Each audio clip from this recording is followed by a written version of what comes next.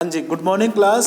Today we will do decolonisation and independence. आज हम करेंगे कि डीकोलोनाइजेशन कैसे हुआ और राष्ट्रों को आज़ादी कैसे मिली। ठीक है। When the Second World War ended, a large part of the world were still under European colonial rule. जब द्वितीय विश्व युद्ध खत्म हुआ तो दुनिया का बहुत बड़ा एरिया आज भी यूरोपियन कॉलोनी के अधीन था, यानी कि यूरोपियनों के गुलाम थे। Over the next 2 decades, most of the colonies in Asia and Africa emerged as a free. और अगले 2 दशकों, अगले 20 सालों में क्या हुआ? सेकेंड वर्ल्ड वॉर के बाद की बातें हैं। अगले 20 सालों तक क्या हुआ? जो एशिया के और जो अफ्रीका के जो कॉलोनीज थे, यानी कि जो गुलाम देश थे, वो इमर्ज हुए एज ए फ्री, यानी कि आज़ाद राष्ट्र के तौर पे वो इमर्ज हुए, इंडिपेंडेंस नेशन, और आज़ाद राष्ट्र बन गए। हमारे देश की आज़ादी का ना सबसे बड़ा रीज़न यही था, सेकेंड वर्ल्ड वॉर। ठीक है। They were however overburdened by poverty and lack of resources. लेकिन वो देश आज़ाद तो हो गए, उनके सामने प्रॉब्लम किस चीज़ की आ गई? उनके और बहुत ज़्यादा कमी हो गई। उनके पास रिसोर्सेज थे, वो एग्जॉस्ट कर लिए थे उन्होंने, फॉरेन कंट्रीज़ ने, और वहाँ पे गरीबी बहुत ज़्यादा बढ़ गई थी। And their economies and societies were handicapped by the long period of colonial rule. और कॉलोनियल रूल की वजह से उनकी इकोनॉमी बहुत ज़्यादा क्या हो गई थी? पिछड़ गई थी, हैंडीकैप हो गई थी। The IMF and the world bank were design to meet the financial needs of the industrial countries. और जो ये IMF और वर्ल्ड बैंक जो बनाया गया था ब्रेटन वुड्स सम्मेलन के बाद, ये केवल किसको फाइनेंस कर रहे थे उस टाइम तक? जो इंडस्ट्रियल कंट्रीज थे उनको सहायता दे रहे थे। ठीक है। और जो ये गरीब देश थे जो अभी इंडिपेंडेंट हुए थे, वो किसको फेस कर रहे थे? वो गरीबी को और अर्थव्यवस्था के संकट को फेस कर रहे थे। They were not equipped to cope with the challenge of poverty and lack of development in the former colonies. यानी कि वो जो पुरानी कॉलोनी थी, यानी कि पुराने जो देश थे, जो गुलाम देश थे, उनको उनकी गरीबी को ख़त्म करने में वो कोई कोप अप नहीं कर पा रहे, तालमेल नहीं बिठा पा रहे थे। अब तक तो क्या हो रहा था? इंडस्ट्रियल जो कंट्रीज थे, यानी कि औद्योगिक देश थे, जैसे कि ये वेस्टर्न कंट्री थे, USA था, यूरोपियन थे, वो ग्रो हो रहे थे उस टाइम पे। ठीक है। But as Europe and Japan rapidly rebuild their economy, जैसे कि यूरोप ने और जापान ने बड़ी तेजी से अपनी ग्रोथ कर ली। रैपिडली का मतलब क्या है? तेजी से। And they grew less dependent on IMF। अब वो है ना, IMF के और वर्ल्ड बैंक के ऊपर कम डिपेंडेंट रहे। शुरुआत में तो रहे वो, लेकिन अब जब उन्होंने तरक्की कर ली, ग्रोथ हो गई उनकी, तो अब वो उनके ऊपर कम डिपेंडेंट रहे। And this from the late 1950s, तो इस प्रकार 1950 में जो Bretton Woods institution began to shift their attention more towards developing country. अब क्या करने लगे? जो ये IMF था और वर्ल्ड बैंक था, अब इन्होंने ना अपना अटेंशन शिफ्ट कर लिया किन की ओर? जो गरीब देश हैं। शुरुआत में तो उनको दिया इन्होंने, जो डेवलपिंग कंट्री थे, जो डेवलप्ड कंट्री थे, जापान, यूरोप था, उनको सहायता दी। अब वो ग्रो कर गए तो वो उनके ऊपर डिपेंड नहीं रहे। उसके बाद जाके फिर IMF और जो ये हमारा वर्ल्ड बैंक है, IMF का मतलब क्या है? अंतर्राष्ट्रीय मुद्रा कोष। ठीक है। और वर्ल्ड बैंक क्या है? विश्व बैंक। फिर ये अब देने लगे गरीब जो देश है ना, उनकी तरफ ध्यान देने लगे। As colony many of the less developed region of the world had been part of the western empire. जैसे कि जितने भी जो कॉलोनी थे, यानी कि गुलाम देश थे जो कि कम डेवलप थे, वो किसके गुलाम थे? वेस्टर्न एम्पायर के। Now ironically a newly independent country facing urgent pressure of lift their population out of poverty, they came under the guidance of international agency dominated by the former colonial powers। अब देखो, इन देशों के साथ आज़ाद तो हो गए, अब इनके साथ प्रॉब्लम क्या आ गई कि इनके ऊपर एक तो बर्डन हो गया किस चीज़ का? कि उनके देश में जो पॉपुलेशन है ना, वो बहुत ज़्यादा गरीबी में थी। एक तो उनको उठाना, अब उनको उठाने के लिए क्या चाहिए? पैसे चाहिए। पैसे कहाँ से मिल रहे थे? IMF से और वर्ल्ड बैंक से लेने पड़ रहे थे। और वर्ल्ड बैंक में और IMF में किन का कंट्रीब्यूशन था? उन्हीं देशों का जो इंडस्ट्रियल कंट्री थे, है ना। अब सीधा सीधा अब क्या हो गया, फाइनेंशियली उनका आधिपत्य हो गया। आज यूएसए से, यूके से, इनसे क्यों डरते हैं यहाँ ये देश, क्या कहीं ये हमें पैसा देना ना बंद कर दे, यही तो बातें होती है ना। तो अब आयरोनिकली वो है ना, फाइनेंशियली तौर पे उनके क्या हो गए, सबॉर्डिनेट हो गए, गुलाम हो गए, है ना। अब भी यही चल रहा है। And even after many years of decolonization, the former colonial power still controlled vital resources such as minerals and land in many of their former colonies. तो इसके बाद कई सालों बाद भी, डिकोलोनाइजेशन के बाद यानी कि आज़ादी के कई सालों बाद भी, जो फॉर्मर कॉलोनियल पावर थी, जो पहले वाले जो कॉलोनियल पावर थी, स्टिल कंट्रोल वाइटल रिसोर्सेज, अभी भी उनका कंट्रोल था उन देशों के संसाधनों पर, ठीक है, मिनरल्स पर, and land in many their former colonies, अभी भी उनके ऊपर वो कब्जा जमाए हुए थे। Large corporation of other powerful countries, for example the USA also still often manage to secure right to exploit developing countries natural resources very cheaply.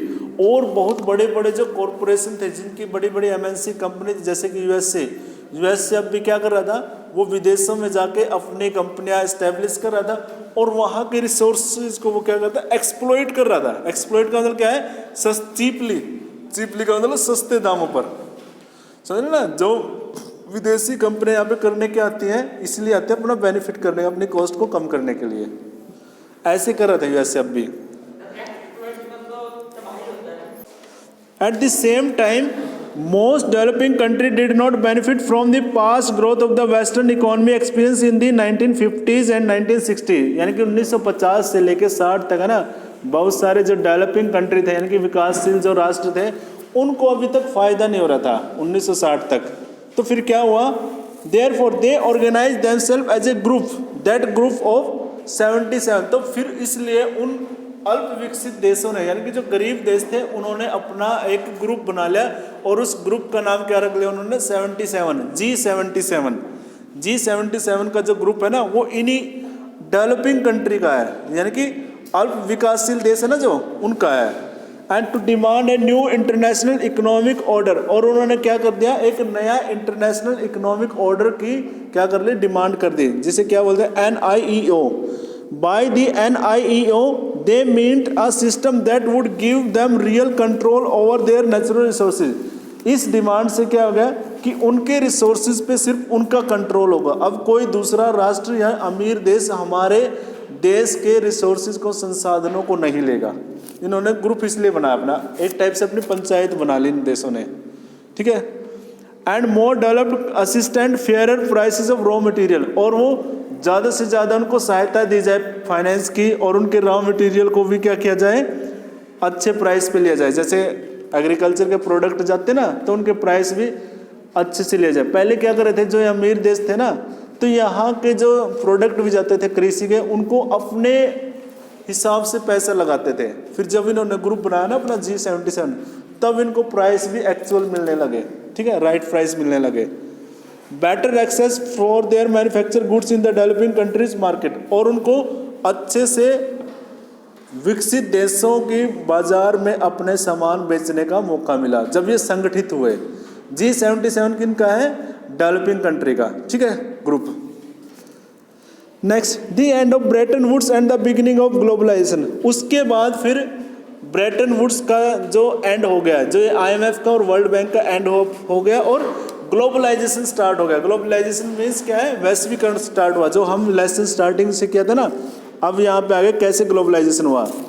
Despite years of stable and rapid growth, not all was well in the post war world, यानी कि ये stable और rapid growth होने के बाद, यानी कि स्थायी और तेजी से ग्रोथ होने के बाद भी, जो पोस्ट वर्ल्ड वार के बाद का जो वर्ल्ड था ना, वो अभी भी अच्छा नहीं था। Not all was well from the 1960 the rising cost of its overseas involvement weaken the USA finances and competitive strength. 1960 से क्या हुआ, rising cost of its overseas, यानी कि उसकी विदेशों में जो कॉस्ट थी वो काफ़ी ज़्यादा बढ़ने लगी थी, यानी कि खर्चा बढ़ने लगा था। किसका, यूएसए का। यूएसए में जाके वो यूएसए अपनी कंपनियां लगाता है विदेशों में, ओवरसीज का मतलब है दूसरे देश में, तो वहाँ उसको अपनी कंपनी चलाने में, इंडस्ट्री चलाने में उसकी कॉस्ट ज़्यादा बढ़ रही थी। 1960 तक की बातें हैं ये। The USA dollar now no longer commanded confidence as the world principal currency. अब यूएसए का जो डॉलर है ना वो इतना ज़्यादा स्ट्रॉन्ग नहीं रहा वर्ल्ड में। पहले तो स्ट्रॉन्ग 1950-60 तक तो था, 60 के बाद जो यूएसए के डॉलर की जो करेंसी थी ना, यूएसए की करेंसी थी, वो इतनी ज़्यादा स्ट्रॉन्ग नहीं रही, जिससे क्या हुआ, it could no maintain its value in relation to gold, और वो अपनी वैल्यू का है ना गोल्ड से कंपेयर वो नहीं कर पाया, रिलेट नहीं कर पा रहा था। This eventually led to a collapse of the system of fix exchange rate, जिससे कि जो एक्सचेंज रेट का जो सिस्टम था ना वो क्या हो गया, कोलैप्स हो गया, बिगड़ गया। And the introduction of the system of floating exchange rates, और फिर उन्होंने फ्लोटिंग एक्सचेंज रेट को क्या कर दिया, इंट्रोड्यूस किया उसके बाद। फ्रॉम द मिड 1970, फिर 1970 का साल आया और उसके मध्य में international financial system also change in important ways. जो हमारा अंतर्राष्ट्रीय फाइनेंशियल सिस्टम था ना उन्होंने भी अपने तरीके बदल दिए। Earlier developing countries could turn to international institution for loans and development assistant. जो अर्लियर डेवलपिंग कंट्री थे अब वो क्या करने लगे, टर्न टू इंटरनेशनल इंस्टीट्यूशन, वो है ना अंतर्राष्ट्रीय जो संस्थाएं थी उनकी ओर देखने लगे। कौन सी अंतर्राष्ट्रीय संस्थाएं, जैसे कि IMF है, वर्ल्ड बैंक है। एंड फॉर लोन, उनको लोन के लिए, एंड डेवलप असिस्टेंट, और उनको क्या देने लगे, सहायता देने लगे। अब ये जो अमीर अमीर देश आते हैं, हमारे देश के जो प्रधानमंत्री है, बाकी नेता इसलिए तो जाते हैं ताकि वो कुछ सहायता दे। यूएसए के पास सभी इसलिए तो जाते हैं। अब वो डेवलप्ड कंट्री है, उनसे असिस्टेंट लेने लगे हम, है ना, गरीब देश। But not they were forced to borrow from western commercial banks and private lending institution. लेकिन अब यहाँ पे ऐसा नहीं होता कि उनको फोर्स किया गया कि भाई आप कॉमर्शियल बैंक से लो या प्राइवेट पर्सन से लो, जैसे कि फर्स्ट वर्ल्ड वॉर में उन्होंने लिए थे ना, ब्रिटेन ने और यूरोपियन ने लिया था, यूएसए वालों से कर्जे लिए थे ना बहुत सारे, तो ऐसे फोर्स नहीं किया इस बार क्या किया, this led to a periodic डेब्ट crisis in the developing world and lower income and increased poverty especially in Africa and Latin America। लेकिन इससे क्या हो गया कि जो है ना कर्जे का जो संकट था जो अल्प विकसित देशों के ऊपर पड़ गया, स्पेशली अफ्रीका के और लैटिन अमेरिका के जो कंट्री है। लैटिन अमेरिका के कंट्री कौन से, जो साउथ अमेरिका है ना कॉन्टिनेंट, उनको लैटिन अमेरिकन कंट्री बोलते हैं। वो पुअर कर्जे में हो गए और वहां पे पॉवर्टी भी बहुत ज्यादा इंक्रीज हो गई। The industrial world was also hit by unemployment, और जो औद्योगिक वो था संसार था उसमें भी बहुत ज़्यादा क्या हो गया, अनएम्प्लॉयमेंट ने हिट कर दिया, यानी कि बेरोजगारी वहाँ पे आ गई। That began rising from mid 1970, जो कि 1970 से शुरू हुई थी, and remained high until the early 90s, और 1900 तक देखो 20 सालों तक वहाँ बेरोजगारी की समस्या आ गई। किसमें, इंडस्ट्रियल कंट्रीज में भी, जिन देशों में औद्योगिक क्रांति आई हुई थी, है ना, उद्योग अच्छे से चल रहे थे।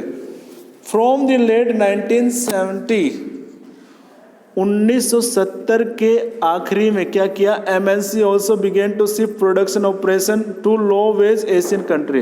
तब से क्या करने लगी, जो MNC कंपनी थी ना, जो मल्टीनेशनल कॉरपोरेशन थी, यानी कि जिन कंपनियों के कई राष्ट्रों में बिजनेस चल रहे थे, वो अब शिफ्ट होके कहाँ जाने लगी, किन देशों में, जो लो वेज एशियन कंट्री थे, जिन देशों में मजदूरी बहुत सस्ती पड़ती थी। अब आप देखोगे चाइना में ना बहुत सारी यूरोपियन, वो यूरोप की, अमेरिका की कंपनियां आई हुई है, MNC कंपनी इंडिया में आई हुई है। क्यों आती है यहाँ पे, क्योंकि यहाँ पे वेजेस लो है, यहाँ की जो मजदूरी है उनको सस्ती पड़ती है, इसलिए उन्होंने यहाँ पे अपने बिजनेस स्टार्ट कर रखे हैं। China had been cut off from the post war world economy since its revolution in 1949। देखो चाइना है ना, सेकेंड वर्ल्ड वॉर के बाद पूरी तरह से पूरे संसार से कट ऑफ हो गया था, यानी कि अलग हो गया था। और 1949 में वहाँ पे रेवोल्यूशन भी हुआ था चाइना में, But new economic policies in China and the collapse of the Soviet Union and the Soviet-style communism in Eastern Europe brought many countries back into the fold of the world economy. लेकिन उसके बाद जब 1990 के बाद 1990 के बाद जब Soviet union collapse हो गया, यानी कि डिसइंटीग्रेट हो गया, सोवियत यूनियन में है ना पहले उस टाइम पे 10 से 15 जो राष्ट्र थे ना अलग देश बन गए।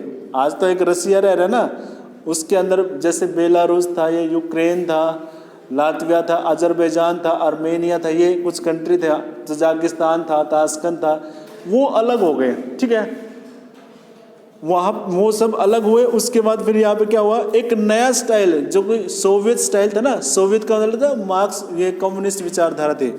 एक नए स्टाइल का कम्युनिज्म यूरोप में क्या लेके आया, बहुत सारे कंट्रियों को किस में लेके आया, वर्ल्ड इकोनॉमी में लेके आया। और यही टाइम था चाइना का भी, 1980 के बाद चाइना भी यहीं से ग्रो किया था।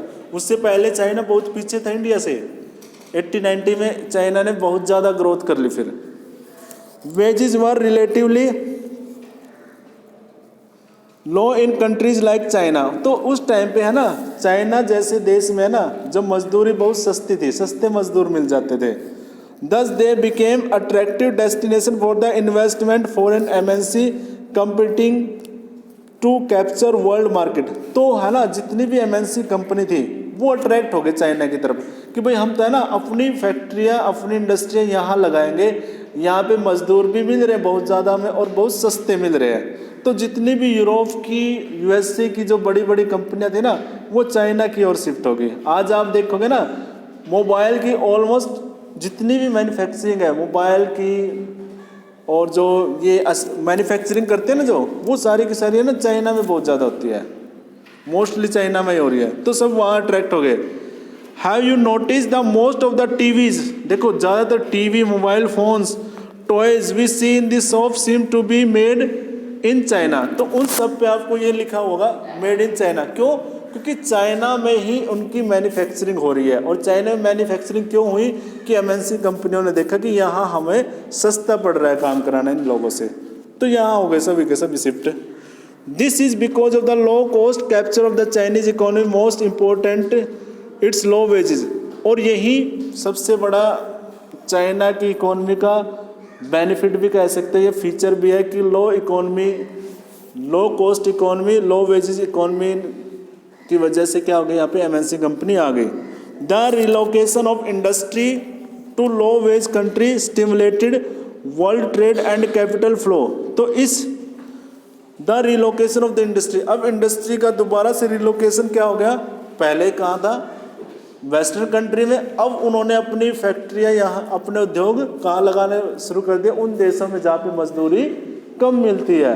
इसीलिए ये आ रहे हैं इंडिया चाइना की तरफ, ये वो अपने फायदे के लिए आ रहे हैं, यहाँ पे सस्ता पड़ता है। In the last 2 decades the world economic geography has been transformed as countries such as India, China and Brazil. और पिछले कुछ दशकों से क्या हो रहा है कि अब इकोनॉमी है ना क्या हो गई है, India, China, Brazil have undergone rapid economic transformation. तो इनकी अर्थव्यवस्था में पूरी तरह से बदलाव आ गया है। ये आप इसको आप समझ सकते हैं ना। अब इसके कुछ वर्ड्स आए थे आपके लिए, देखो ग्लोबलाइजेशन ने क्या किया है, इन देशों को ऊपर उठने में वो मिली है, सहायता मिले। चाइना को तो सबसे ज़्यादा फायदा है ग्लोबलाइजेशन का। अब चाइना वर्ल्ड की 2nd लार्जेस्ट इकोनॉमी है, सबसे दूसरे नंबर पे अमीर देश है वो चाइना। अब USA ना, और 2030 तक वो USA से भी आगे निकल जाएगा चाइना। अब ग्रोथ कर रहा है वो ग्लोबलाइजेशन की हेल्प से ही। जो चाइना 80 तक बिल्कुल था ही नहीं, लाइमलाइट में भी नहीं था, बिल्कुल इसमें वर्ल्ड ट्रेड में तो था ही नहीं, और आज देखो उसको कहाँ आ गया वो ग्लोबलाइजेशन की वजह से आया है। ठीक है, न्यू वर्ड्स इसमें एक्सचेंज रेट और फ्लेक्सिबल फ्लोटिंग एक्सचेंज रेट क्या होता है ना, ये 2 वर्ड थे आपके लिए। Exchange rate they link national currency for purpose of international trade. ये होता है नेशनल करेंसी होते हैं ना देशों की, सब हर कंट्री के अपने अपने नोट होते हैं, तो उनका क्या है वो उनके पर्पस में इसको यूज किया जाता है, उनको लिंक करने के लिए। There are broadly 2 kinds of exchange rate, fixed exchange rate and floating exchange rate. तो यहाँ पे दो प्रकार के एक्सचेंज रेट होते हैं, एक तो फिक्स्ड और एक होती है फ्लोटिंग। फिक्स्ड क्या होते हैं? When exchange rate are fixed and government intervene to prevent movement in them, यानी कि जब फिक्स कर देते हैं किसी करेंसी का रेट, भाई इसका तो रेट यही होगा, जैसे यूएसए की करेंसी का एक्सचेंज रेट ही है, हमारी करेंसी का ये है, वो गवर्नमेंट ने कर रखा ना अपने कंट्री में। अगर बाहर का कोई भी किसी भी करेंसी को लेके आएगा, जो हमारी करेंसी का जो फिक्स रेट है ना, उसी के आधार पे उसका एक्सचेंज किया जाएगा, समझ रहे ना। फ्लेक्सिबल और फ्लोटिंग क्या होता है? These rates fluctuate depending on demand and supply of the currency in the foreign exchange market. ये वो फ्लेक्सिबल और फ्लोटिंग एक्सचेंज रेट है जो मार्केट के अकॉर्डिंग ऊपर नीचे होते रहते हैं। जैसे कि यूएसए का डॉलर है, कभी देखा ना आपने, कभी तो 70 पे आ जाता है, कभी 67 पे, वो मार्केट के ऊपर रहता है, वो फ्लोटिंग है वो। In principle without interference by the government, तो यहाँ पे गवर्नमेंट का कोई इंटरफेरेंस नहीं होता है, ठीक है। तो ये लेसन हो गया कंप्लीट, कल इसके क्वेश्चंस आपको मिल जाएंगे, ठीक है।